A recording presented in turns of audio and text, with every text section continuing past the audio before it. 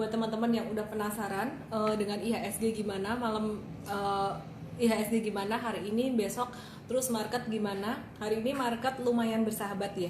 Jadi hari ini tadi ada beberapa saham juga yang kita beli. Meskipun kita benar-benar kasih warning banget buat member, buat user bahwa market masih volatile ya. Ini ada beberapa saham yang tadi kita udah beli juga, baik untuk super trader maupun untuk swing trader. Nah, aku mau update untuk IDX 30. Ini ada beberapa saham baru ya, beberapa saham yang masuk IDX 30. Nah, aku akan update aja langsung karena cuma 30 ya, aku bacain aja dari A sampai Z. Ini yang pertama adalah S Hardware, BCA, BNI, BRI, BMRI itu pasti masuk. Terus kemudian Bank Jatim dan Bank Jawa Barat, BJBR. Terus kemudian yang menarik ini ada Cleo, Sariguna Primatirta, ini masuk ke IDX 30. Congrats Pak Hirmanto. Oke, terus kemudian ada juga Cepin, Demas ya, akhir-akhir ini Demas juga aktif banget. Terus kemudian pastinya GGRM, HMSP masuk.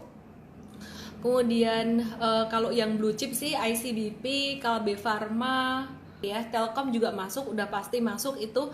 Nah, untuk yang second liner ada beberapa.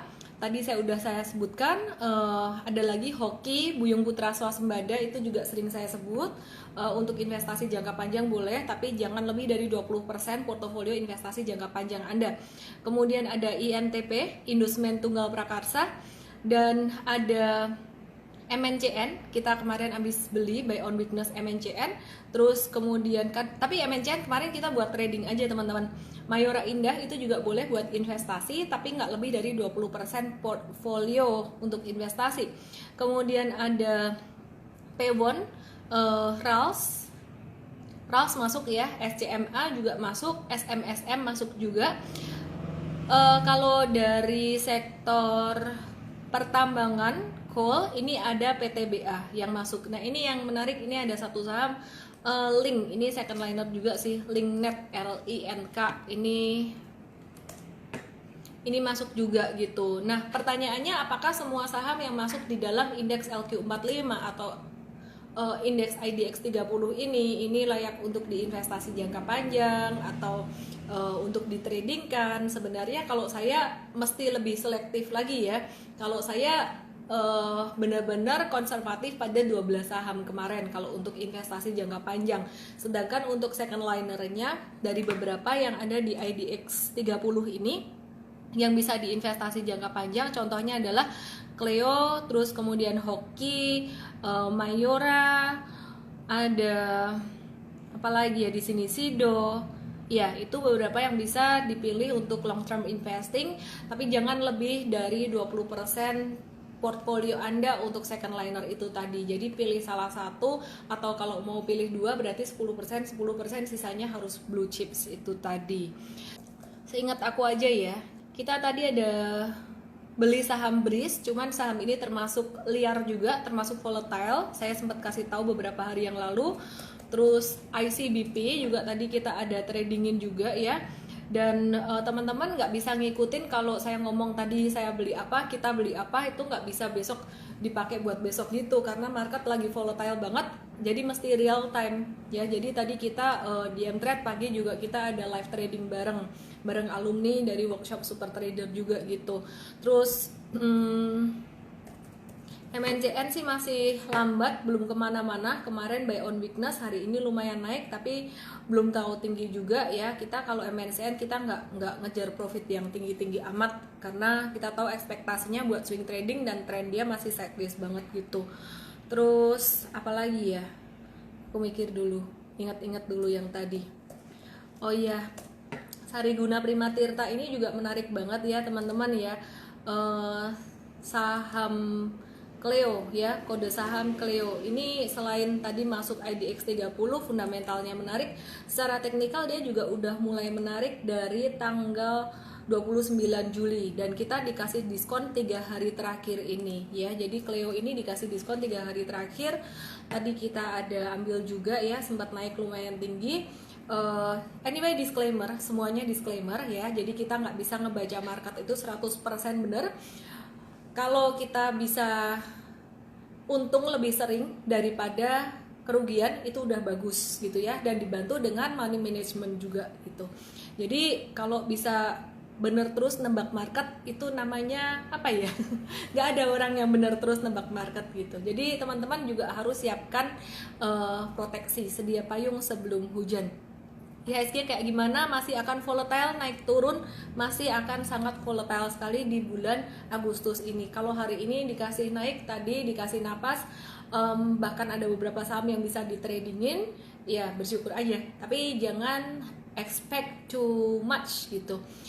We hope for the best and prepare for the worst. Jadi tetap rasional ya, tetap rasional. Semua pasti maunya naik terus, tapi nggak mungkin kan saham naik terus, jadi rasional aja. Cara menghadapi pasar yang naik dan turun, ada dua cara. Yang nomor satu, kalau mau jadi investor jangka panjang ya, investor jangka panjang sebenarnya cara menghadapi fluktuasi ini, kalau teman-teman nggak berani beli secara lamsam itu kan resikonya Anda salah memilih timing beli ya. Tapi kalau udah ngikutin yang 3 tadi saya bilang tadi, ya saya rasa akan baik-baik aja lah Anda ya. Tapi kalau misalkan teman-teman anggaplah ada teman yang lain nggak ngerti cara beli lamsam, untuk mengantisipasi fluktuasi ini, belilah dengan cara dollar cost averaging atau nabung saham, beli secara bertahap. Sahamnya sama, nominalnya sama, jumlah lotnya yang nanti akan berbeda. Itu akan sangat meminimalkan risiko sekali.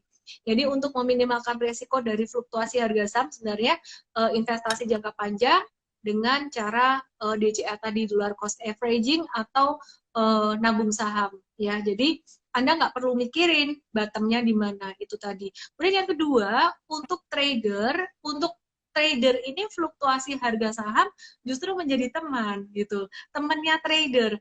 Nah, fluktuasi seperti apakah yang menjadi teman dari trader? Tentu aja yang kelihatan polanya. Kalau saya sukanya dengan beberapa pola tertentu seperti pola saucer, kayak di bawahnya kayak U-shape gitu. Nah, itu tanda dia mau reversal. Kemudian saya juga suka dengan pola V pattern tuh artinya dia jatuhnya kenceng, dia bakalan naiknya kenceng juga. Jadi saya suka saham-saham blue chip yang jatuhnya kenceng.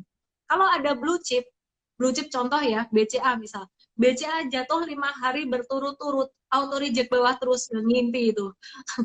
Seandainya, wah itu kesempatan banget, itu kesempatan banget. Logikanya adalah kalau nanti institusi ngambil lagi saham BCA ini, dibeli saham BCA naik boom gitu ya, wah kita bisa untung banyak gitu. Kok yakin institusi mau beli saham BCA?